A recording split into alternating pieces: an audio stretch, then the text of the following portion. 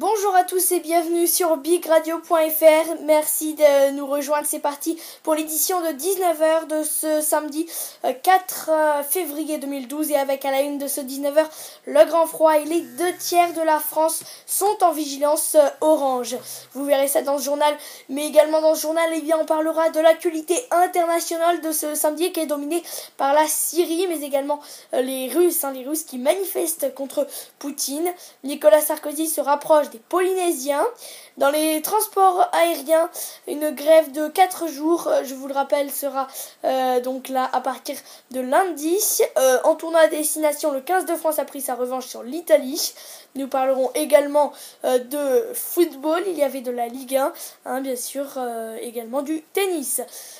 Je vous le disais donc en titre, Météo France a placé les 68 départements en vigilance orange au grand froid, à la neige ou au verglas. Jusque-là, le dispositif concernait 51 départements. L'alerte est valable jusqu'à demain après-midi. La vague de froid a déjà fait 2 victimes en France et pas de dégel prévu ce week-end, puisque côté thermomètre, il devrait descendre entre moins 8 et moins 15 degrés sous abri la nuit prochaine en plaine. Aucun dégel à attendre donc demain. Les températures maximales devraient atteindre moins 3 degrés. À Moscou, les Russes ont battu le pavé ce samedi pour exiger des élections libres et transparentes. C'est le 3e rassemblement de cette ampleur depuis le mois de décembre. Et oui, ils criaient donc la Russie sans Poutine pour des élections libres.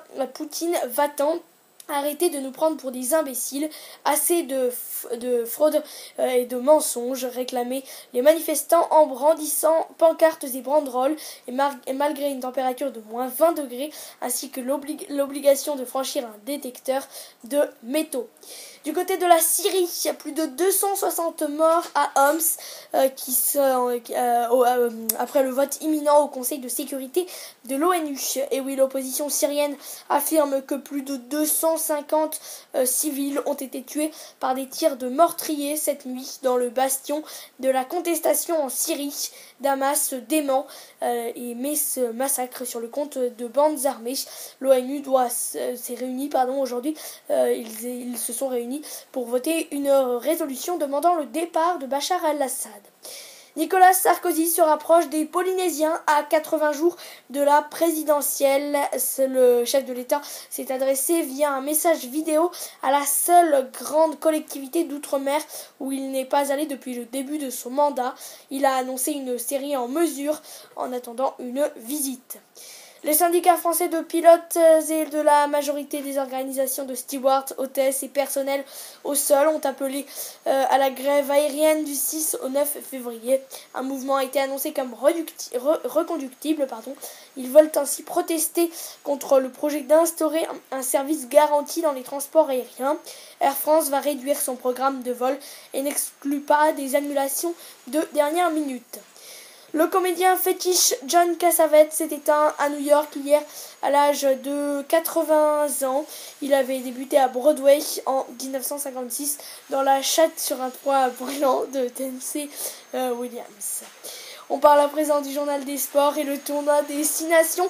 Le 15 de France qui prend sa revanche enfin sur l'Italie 30-12. Paris réussit donc pour le premier match de Philippe Saint-André comme entraîneur des Bleus. Les rugbyman français s'imposent dans le premier match du tournoi 30-12. Il y avait du football et de la Ligue 1 cet après-midi avec l'AS Nancy-Lorraine qui jouait face à Rennes 0-0, tout comme Saint-Étienne-Lorient. Une victoire de Valenciennes face à Dijon 2-1. Et puis en ce moment même où nous enregistrons ce podcast, il y a des matchs qui se jouent, toujours en Ligue 1. Allez, on parle à présent du tennis pour terminer ce flash info et Monfils qui est dernier des Mohicans. Et oui, Gaël Monfils sera présent en finale du tournoi de Montpellier demain dimanche. Le Français a battu son compatriote Gilles Simon en 3 manches, 4-6, 7-6, 6-4 et affrontera le Tchèque Thomas Berdych pour le titre. Ce sera sa 2e finale de la saison après celle perdue à Doha. Voilà, c'est la fin de cette édition du samedi 19h. Rendez-vous demain. Bonne soirée à tous.